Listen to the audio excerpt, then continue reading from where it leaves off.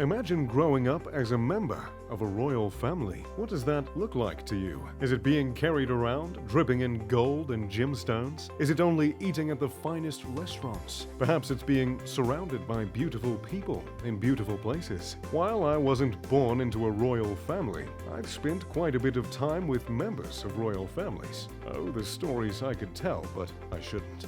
However, one thing I can tell you is that all these families love yachting. Some might even say their love borders an obsession.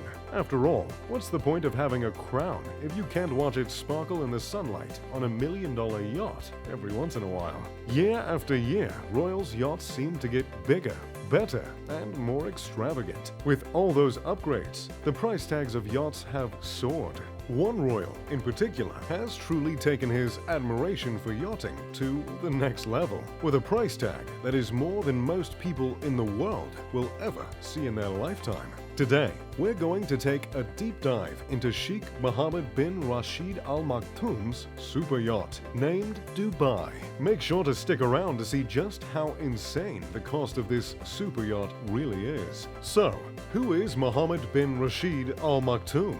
Well, from my perspective, he's quite an interesting gentleman, and his yacht is to die for. I've been fortunate enough to encounter him a few times on some of my trips to Dubai, and we always share a meal and a laugh. Whether it's lounging in the sun, sharing drinks over a sky-high view of Dubai, or sailing into the Indian Ocean, he's a man who knows how to show a person a good time. And might I add, he does have quite an impressive cannonball. Certainly put mine to shame on the last trip.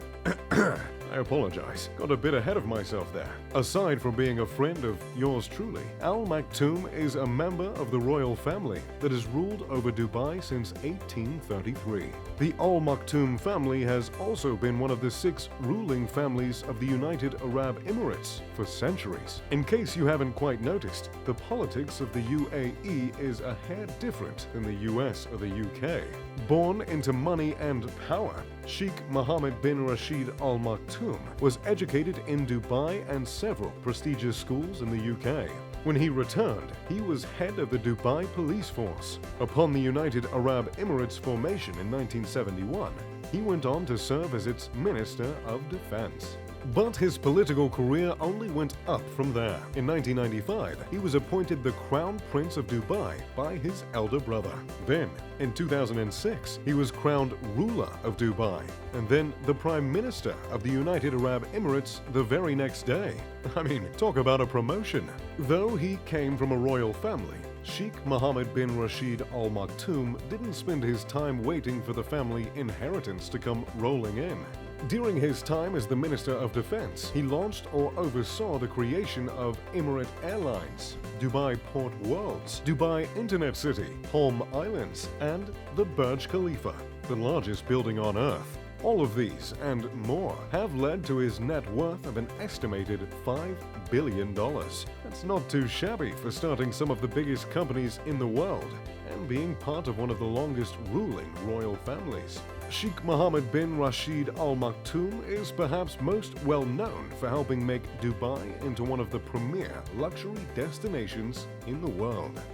And if the unveiling of the $20 billion Burj Khalifa with 10,000 fireworks isn't a perfect display of his love for luxury, don't worry, there are plenty more to choose from. Perhaps his best display of luxury is one of his yachts, ironically named Dubai. Dubai is a sight to behold, and every moment I've personally spent on it has been absolute perfection. Nothing quite compares to sipping a cold drink in the harbor, watching the skyscrapers of its namesake twinkle in the night sky. Dubai was originally commissioned for Prince Jeffrey of Brunei. However, after he ran into financial trouble, the structure was sold to the city of Dubai, then completed and given to Sheikh Mohammed bin Rashid Al Maktoum as his royal yacht in 2006. So, how much is a royal yacht worth? In the case of Dubai, a startling $400 million.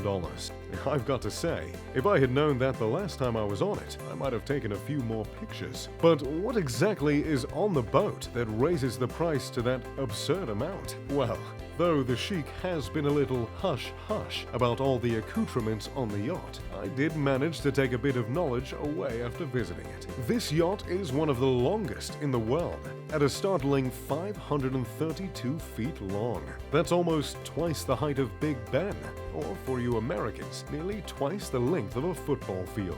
A yacht of this size has to have some serious firepower, or I suppose underwater power. Two MTU 20V 1163 diesel engines power the yacht. And if you're not an engineer or a boat enthusiast, all you need to know is these engines are taller than a person and take up an entire room. These powerful engines allow the yacht to chug along at a comfortable 26 knots, the perfect speed for sailing around the Persian Gulf. The boat can accommodate up to 48 guests in 28 separate suites. Every suite has a television and its own balcony overlooking the ocean. Aside from the private owner's split-level quarters, there are also 5 VIP suites. If even the normal suites have balconies, it's hard to fathom what wonders lie in the VIP suites. Perhaps I'll be able to find out and report back after my next visit. In addition to the guest suites, there's also 44 cabins reserved for the crew aboard the ship, and a crew it requires indeed. Though the rooms are surely luxurious, Dubai makes it very clear what its priority is.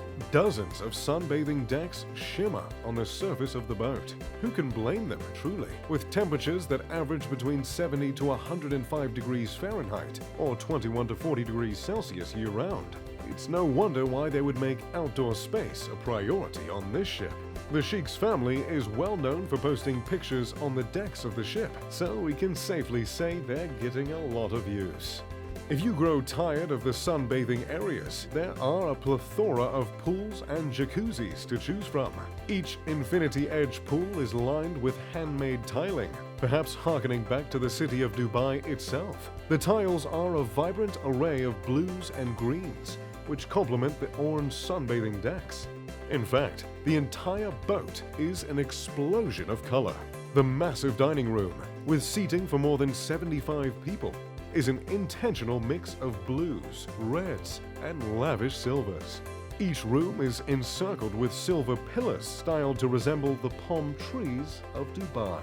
A 21-meter wide atrium is one of my favorite features on the boat. Set above a silver spiral staircase, the atrium allows that beautiful Middle Eastern sunlight to filter into the room.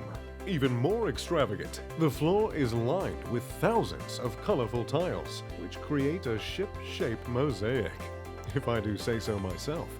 Dubai also has its own private cinema, disco area, and gymnasium to accommodate whatever guests want to do for relaxation. There are also several massive lounge areas with plush couches, bars, and barbecues. While I was on board, I enjoyed most of my time kicked back in one of the private lounges. And my, was it lovely. If all these bells and whistles aren't enough to keep a guest or royal on board, well, they have quite a few options for how they'd get off the ship. The ship houses a massive garage with enough room for several speedboats and jet skis, which the royal family is very fond of. But having just speedboats and jet skis would be a little too boring for the Sheikh and his family. So there's a submarine on board that would come in handy if a quick escape was ever needed. On the top deck, a massive helipad is a centerpiece, because what kind of yacht owner doesn't have a few helicopters at their disposal? However, this helipad manages to be steps above your average helipad. Able to accommodate 9.5 tons, the helipad is a safe spot for the Sheikh's Black Hawk to land with ease. One might imagine the Sheikh would want to sail around the globe on his luxurious yacht. But he's revealed the ship is not to leave the harbor. Even docked in the harbor, I'd certainly want to hop on this ship again. Well, there you have it, the Dubai Super-Yacht in all its glory. I'm glad I could share this incredible $400 million yacht with you. It certainly got me itching to make a call to His Royal Highness for a weekend away. What do you think of Dubai? If you could take this yacht to anywhere in the world, where would you go? Let me know in the comment section below. As always, if you enjoyed the video, make sure to leave a like and subscribe. I'm Mr. Luxury. Pip pip to doodly doo.